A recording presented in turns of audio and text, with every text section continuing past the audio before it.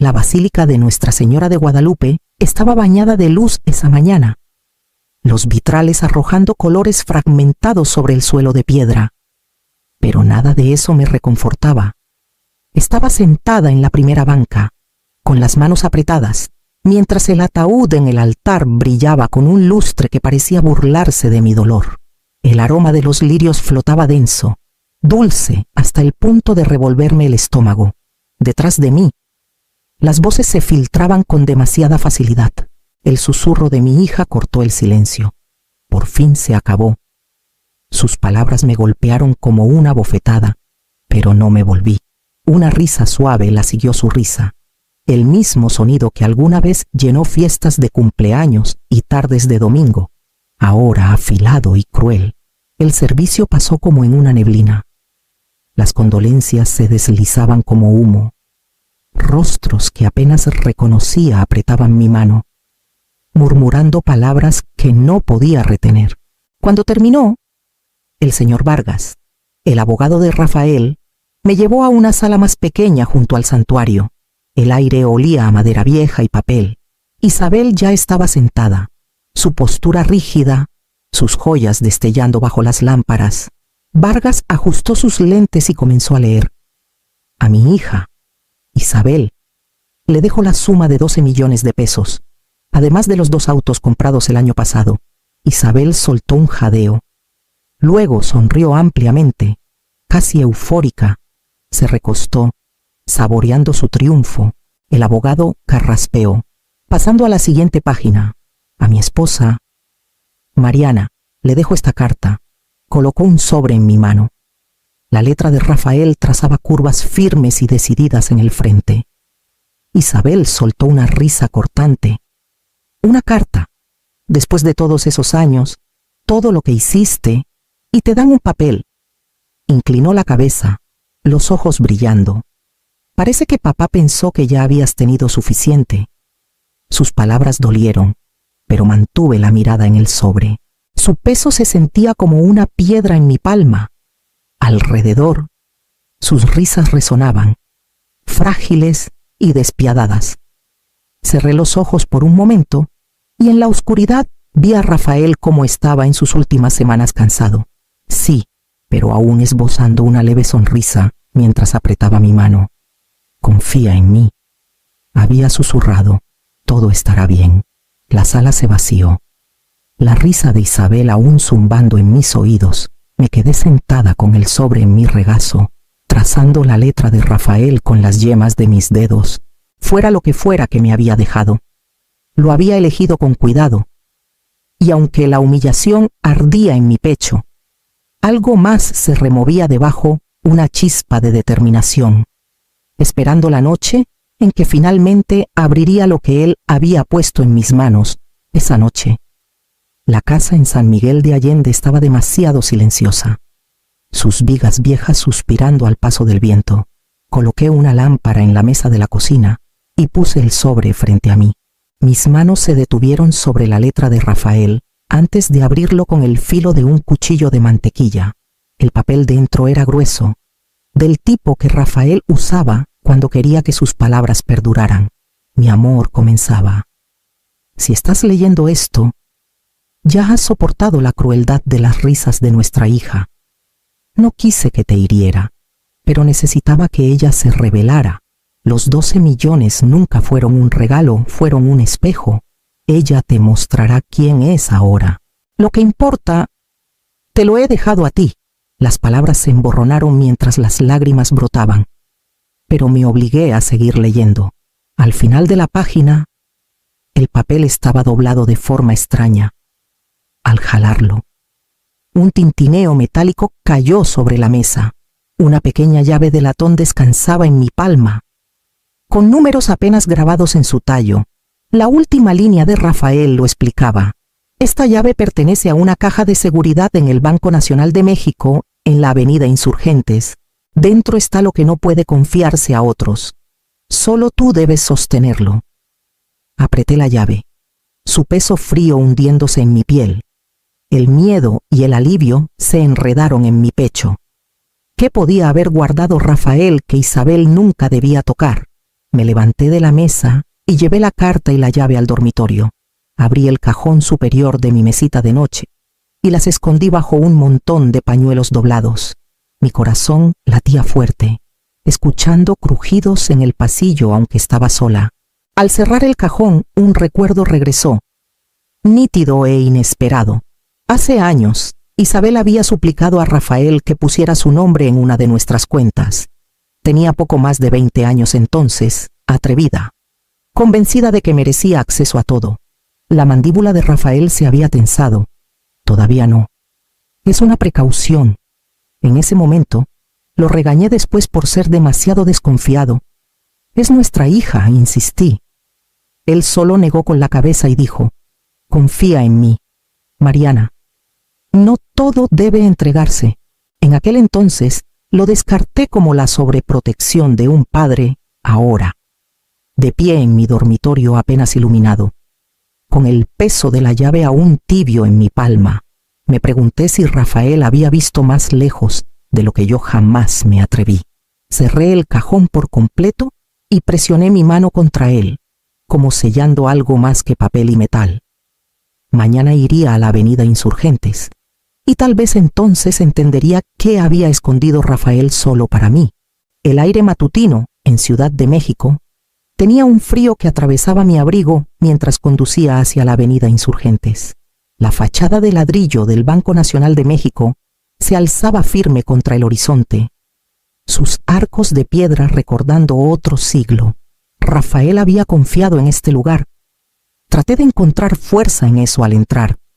La cajera, una joven de ojos pacientes, examinó la llave de latón y asintió. Por aquí, señora Torres. Su voz era suave, casi reverente. Me llevó por un pasillo silencioso hasta una sala privada con paredes de madera. Tras una breve espera, regresó con una caja larga y estrecha y la colocó suavemente en la mesa. Sola, inserté la llave en la cerradura. Giró con un clic apagado y la tapa se levantó. Dentro había carpetas atadas con cordel, sellos oficiales impresos en sus cubiertas. Encima descansaba un diario de cuero gastado, los bordes oscurecidos por el tiempo, el nombre de Rafael grabado en el lomo. Contuve el aliento. Abrí la primera carpeta, escrituras de propiedades, terrenos y edificios que nunca supe que poseíamos. Desde Ciudad de México hasta Puerto Vallarta. La segunda carpeta reveló cuentas en fideicomiso, cuidadosamente estructuradas, protegidas de manos ajenas. Hojeé números que empequeñecían la herencia que Isabel había presumido, pero fue el diario el que me atrapó. La letra de Rafael llenaba las páginas con su trazo firme y deliberado. Escribía sobre su decepción con Isabel, sus demandas interminables, su desprecio por la vida que habíamos construido. Temía que ella despilfarrara todo si se le daba control total. Los 12 millones que le dejó estaban atados a deudas ocultas y obligaciones fiscales dormidas. Si intentaba tomar más, esas obligaciones despertarían, reduciendo su fortuna a polvo. Presioné mi mano sobre la tinta, las lágrimas acumulándose mientras comprendía la profundidad de su planificación. Esto no era solo dinero, era el acto final de protección de Rafael. Había confiado el verdadero legado solo a mí. Mi cuerpo temblaba mientras volvía a guardar los documentos en la caja. El duelo presionaba contra mis costillas, pero debajo se movía algo más. Algo que no había sentido en años fuerza. Llevé la caja cerca de mí, sabiendo que la risa de Isabel en la lectura del testamento era solo el comienzo de una tormenta que tendría que enfrentar. Isabel llegó 2 días después, sus llantas crujiendo contra la grava al estacionarse. Bajó de una SUV plateada reluciente, la luz del sol reflejándose en su capó impecable. Detrás, estacionado con descuido, había un segundo auto azul profundo, aún brillando del concesionario. Se detuvo en la puerta hasta que la abrí. Su sonrisa amplia, ensayada. «¿Verdad que son una belleza?», dijo, señalando el driveway con un gesto amplio. Papá hubiera querido que tuviera algo confiable. Pensé que uno no era suficiente. Así que compré 2. Asentí levemente, manteniendo las manos en los bolsillos de mi cardigan. Su voz tenía un filo de triunfo, pero me negué a alimentarlo. Nos sentamos en la mesa de la cocina, la misma donde Rafael y yo solíamos compartir café antes del amanecer. Isabel se inclinó hacia adelante, sus pulseras tintineando contra la madera. De verdad deberías pensar en mudarte, mamá. Esta casa es demasiado grande para ti ahora. Hay condominios preciosos cerca de Polanco, cerca de las boutiques y cafeterías, perfectos para alguien de tu edad. Su tono era dulce, pero sus ojos recorrían la habitación, midiendo, evaluando. Doblé las manos y estabilicé mi respiración. Esta es mi casa, Isabel. No me voy. Su sonrisa vaciló, pero solo por un momento. Bueno, es solo una sugerencia. Esa noche, después de que se fue, subí las escaleras y encontré la puerta del pasillo entreabierta. Mi pulso se aceleró. En mi dormitorio, Isabel estaba agachada junto al buró, sus dedos revisando el cajón superior donde estaban mis pañuelos. ¿Qué haces? Mi voz sonó más aguda de lo que pretendía. Se enderezó de un salto, un rubor subiendo por sus mejillas. Buscaba el álbum de fotos. Nunca tienes las cosas organizadas. Es mi cuarto privado. Dije, cada palabra cortante. No volverás a revisarlo. Sonrió con suficiencia, pero la curva de su boca no llegó a sus ojos. Allí, detrás de la arrogancia, algo titiló duda, tal vez incluso miedo. Sin otra palabra, pasó junto a mí y bajó las escaleras. Cuando la puerta se cerró tras ella, aseguré mi dormitorio y me quedé en el silencio, mi pecho agitado. Ella sospechaba algo. La carta, la llave, los planes cuidadosos de Rafael, nada de eso podía quedarse en un simple cajón.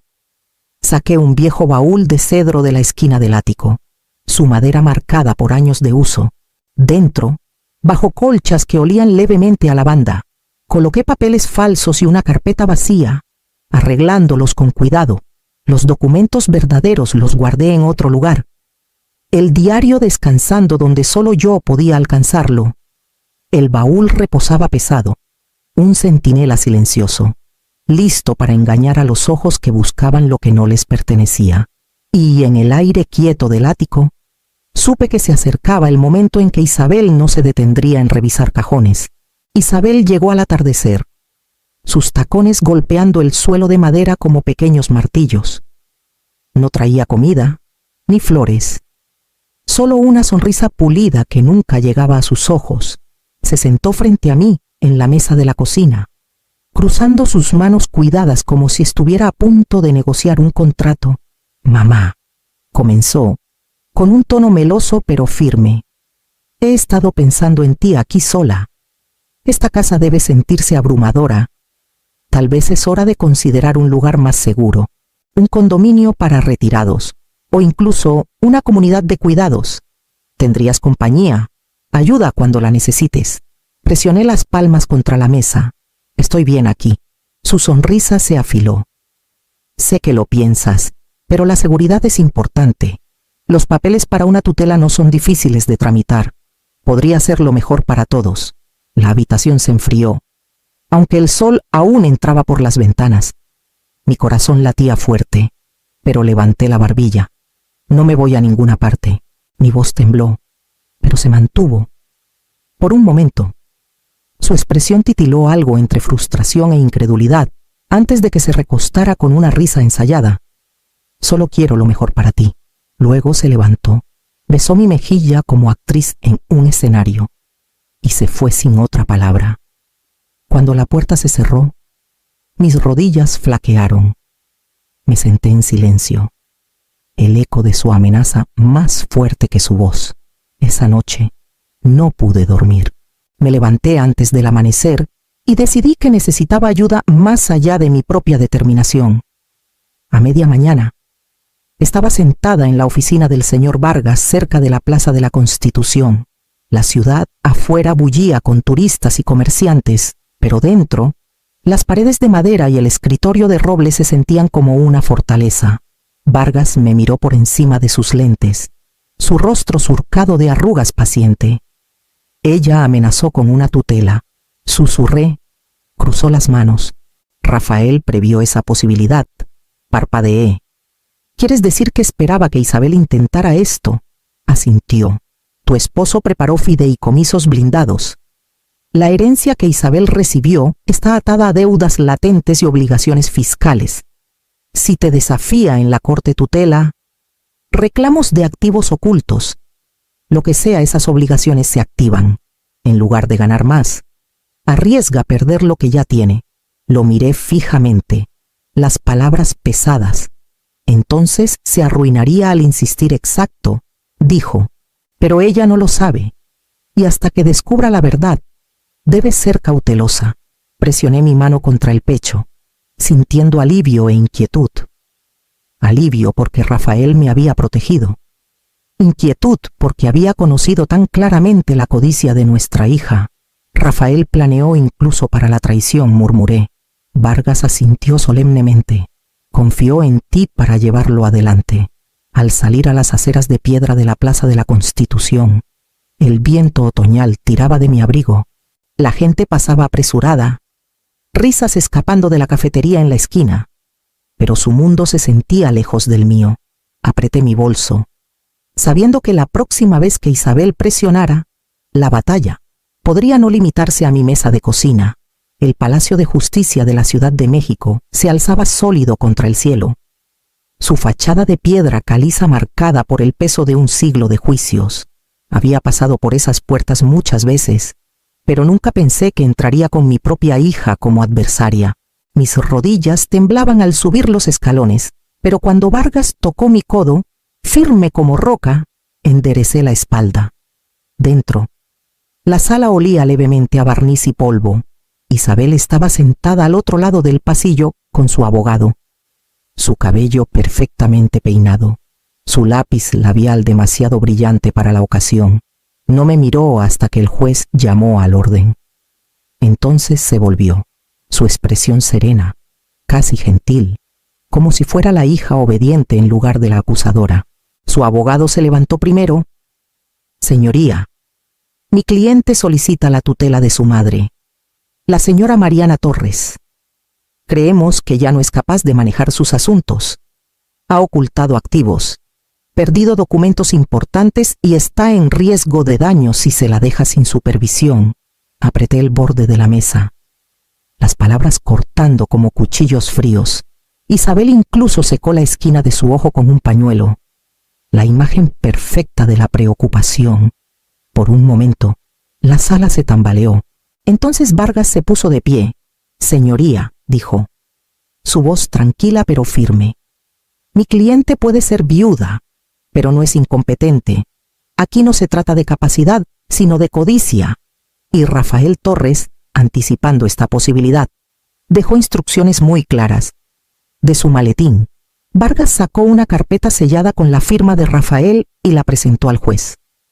Estas son cláusulas suplementarias vinculadas a la herencia otorgada a Isabel Torres. Los fondos que recibió, 12 millones de pesos, no eran incondicionales. Estaban atados a deudas latentes, gravámenes fiscales impagos y obligaciones financieras que permanecen inactivas a menos que ella intente tomar más control. La frente del juez se frunció mientras leía. El silencio se extendió, denso como piedra. El abogado de Isabel se movió inquieto, pasando páginas, susurrándole, pero el color se desvaneció del rostro de ella. Finalmente, el juez levantó la vista. La señora Torres no es incompetente. La petición de tutela es denegada. Además, debo advertir a la peticionaria insistir en este asunto puede exponerla a responsabilidades significativas.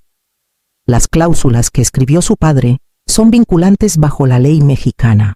Un murmullo recorrió la sala. La máscara de Isabel se resquebrajó. Sus labios se abrieron como para discutir, pero no salió sonido. Por un brevísimo segundo, no vi triunfo ni crueldad en su rostro, sino pánico crudo, sin disfraz. Bajó la mirada rápidamente, pero el momento ya se había grabado en mí. Vargas recogió sus papeles con precisión silenciosa. Me ofreció un leve asentimiento, nada más. Pero en él Había suficiente consuelo. Me levanté lentamente, presionando las palmas contra la mesa para estabilizarme, y caminé con pasos medidos hacia la salida. El aire afuera era fresco, trayendo el aroma de las hojas otoñales dispersas por la Plaza de la Constitución. Inhalé profundamente, el peso en mi pecho aligerándose por primera vez desde el funeral de Rafael. Mi hija había intentado despojarme de dignidad, de libertad, pero la previsión de Rafael había convertido su codicia en su propia ruina. Por primera vez en semanas, caminé erguida, no como una viuda doblegada por el duelo, sino como una mujer que había sobrevivido a la tormenta de su propia sangre. Y sabía que esto era solo el comienzo de lo que vendría después. Las noticias del desmoronamiento de Isabel llegaron en fragmentos, primero susurradas en el mercado, luego murmuradas por vecinos que antes me miraban con lástima. Su yate, comprado en un arranque de orgullo, fue embargado en la Marina.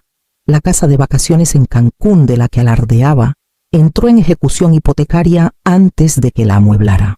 Los acreedores comenzaron a llamar a su oficina. Algunas de esas llamadas llegaron a mí. Las voces cortantes con frustración antes de darse cuenta de que no era a quien buscaban. Durante años había sido el blanco del chisme del pueblo. La viuda demasiado frágil, demasiado dependiente. Ahora las habladurías cambiaron. La gente me saludaba con gestos de respeto silencioso. Aunque nunca preguntaban directamente qué había pasado en la corte, caminaba con la cabeza más alta, no porque el dolor hubiera desaparecido, sino porque ya no me dominaba.